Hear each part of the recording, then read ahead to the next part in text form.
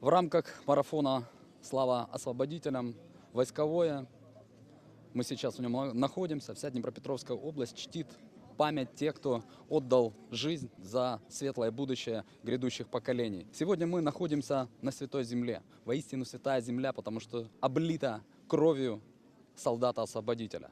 Поэтому сегодня здесь собрались ветераны, сегодня здесь собрались их внуки и правнуки.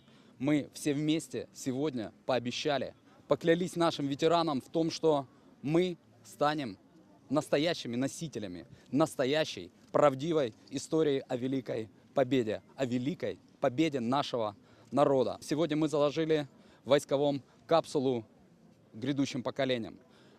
Там мы оставили послание. Мы хотим, чтобы через сотни, через тысячи лет те люди, которые будут жить на территории Днепропетровской области, знали настоящую историю победы.